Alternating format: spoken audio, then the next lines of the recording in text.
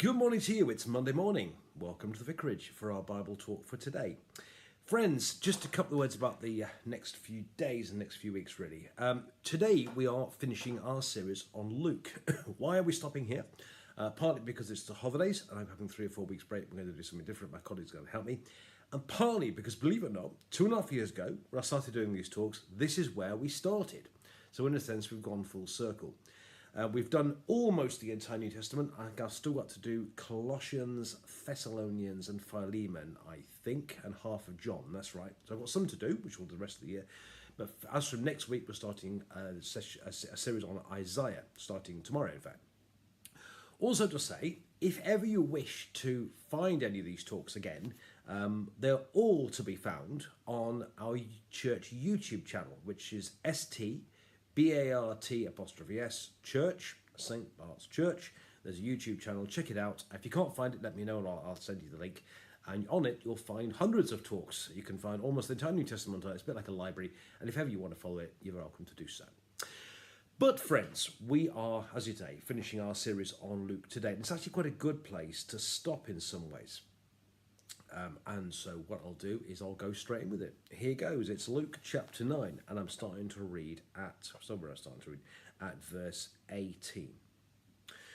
Once, when Jesus was praying alone with only the disciples near him, he asked them, "Who do the crowds say that I am?" They answered, "John the Baptist," but others, "Elijah," still others, "that one of the ancient prophets has arisen." He said to them, "But who do you say that I am?" Peter answered, "The Messiah of God." He sternly ordered and commanded them not to tell anyone, saying, "The Son of Man must undergo great suffering and be rejected by the elders and chief priests and scribes and be killed, and on the third day be raised." He said to all of them, "If anyone wants to become my followers, let them deny themselves and take up their cross daily and follow me. For those who want to save their life will lose it, but those who want to lose their life for my sake will find it. What does it profit for them if they gain the whole world but lose or forfeit themselves? Those who are ashamed of me and of my words, of them the Son of Man will be ashamed when he comes in his glory, and the glory of the Father and of the holy angels.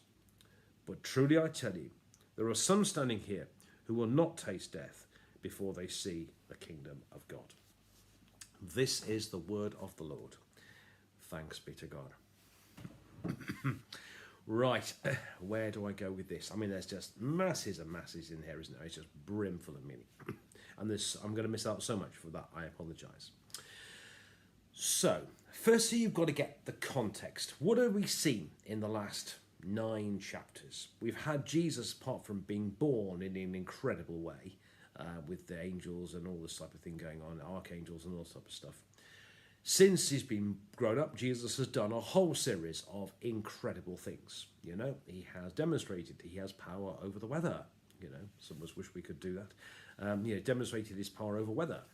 He's demonstrated his power over sickness. He's healed people. He's healed various people. A woman issued blood, a paralyzed man, all sorts of people have been healed by him. And not just 1 or 2 people, but lots of people. He's demonstrated his power over demons. He didn't just cast one demon out, he cast all those demons out with the pigs a couple of days, 3 or 4 days we looked at.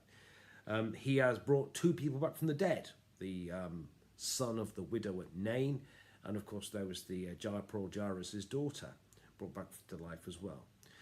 So you can see here that Jesus has done quite clearly a whole series of breathtaking things. The signs are stacking up here. They really are. I mean, he must have been quite a guy to be around. The signs, the miracles really are stacking up around Jesus. So he sits down with his friends and they have like a debrief. And the language Jesus uses is really interesting, because the first time he asks them the question, he says, "Who do the crowds say the Son of Man is?" Now notice it's all kept very unthreatening. Who do the crowds? What do the people think? And he talks about the Son of Man. It's all very kind of third party. A bit like I was to say, what do the people here think of the Vicar of Penn? It's kind of, the language he uses is very kind of third person, a bit out there, kind of non-threatening. And a bit like you might get at some typical Channel 4 late night conversation, the various answers come back. Some say you're Elijah, some say one of the prophets come back from the dead, and a whole series of different things. And again, you might get a very similar answers if you're on a typical Channel 4 documentary tonight or any discussion in the pub. You'll get some people who say, Jesus is just a jolly good chap, he said some amazing things, did some amazing things. Or you get people who say, I don't like him or whatever. And you get, Muslims would say, the Islamic faith, for example, says, has Jesus as a prophet? And then, of course, there are the more way out points of view that, Jesus has been reincarnated as Joan of Arc and all sorts of bizarre theories you'll get as well. Although, if there's a bizarre theory to be had, it's been had about Jesus at some point, okay? So you're going to get the various theories come out. And it's all very third party, all very friendly. You can't think of a chat or whatever.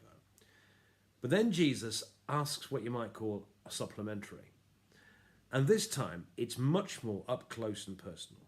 But you, he says, he talks to them, who do you say that I am? And as I say, notice this time, it's much more up close and personal. It's not other people thinking out there anymore, it's what do you think? And notice, instead of saying the Son of Man, talking about himself, now he says, but I am. Who do you say that I am? And dare I say it's a bit more than that, because I am, of course, is the word God used for himself in Moses with the Old Testament in the burning bush. I am was known to be a divine title used by God about God. So it's almost, he's like begging them to say, who do you say that I am? If you see, are you saying that I am? It's almost putting him on the spot and saying, do you think I'm divine? And then Jesus comes out with the answer.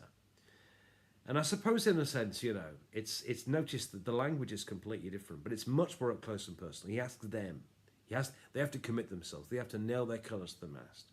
Who do you say that I am? Do you say that I am? It's all very kind of, puts them on the spot. But doesn't the same thing happen to us today? We all have to ask ourselves the question, who do we think Jesus is? Do we think he's just some jolly good chap? Do we think he's just, some prophet?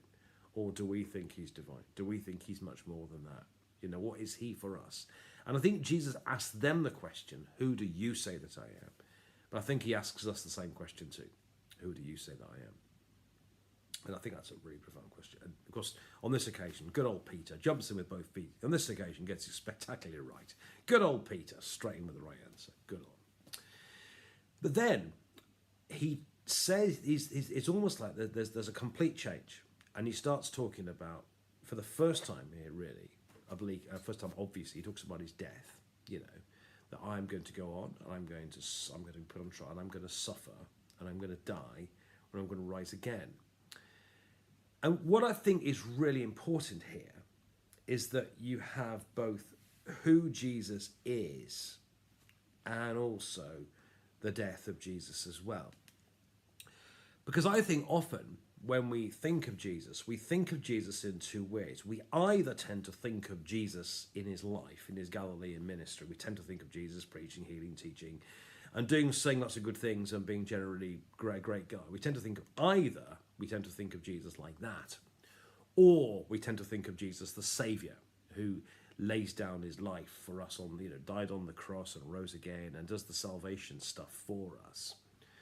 But I think we need to, fancy word is juxtapose, the two things we need to bring together is it's the same Jesus, okay?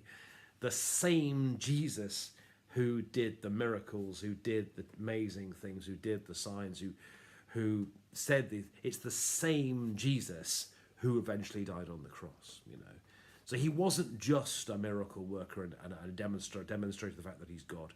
This same God went on to die for us. And when we think about the death of Jesus, this isn't some good human. There's some perfect bloke who laid down his life for us. This is also God. This is God on the tree as well, on the cross as well. And we need to make sure that we hold the two together. That, as I say, both the life of Jesus and the death of Jesus are together. The same Jesus, as I say, who did all the amazing things, is the same Jesus that died for us. And the Jesus that died for us is the same Jesus who did the amazing miracle things that prove that he is God. No wonder later when he was put on trial, he said, do you not think I could call on millions of angels? And I think what we need to do in our spirituality, in our Christian life, is make sure that we hold the two together. So, two things really. I mean, again, there's so much I could say in this reading, and it's just amazing, isn't it? Firstly, I think he asks us the same question that he asked them, up close and personal. But you, who do you say that I am? Who do we think Jesus is? But secondly, also to remember that the same Jesus who did the amazing miracles is the same Jesus who died on the cross, and vice versa.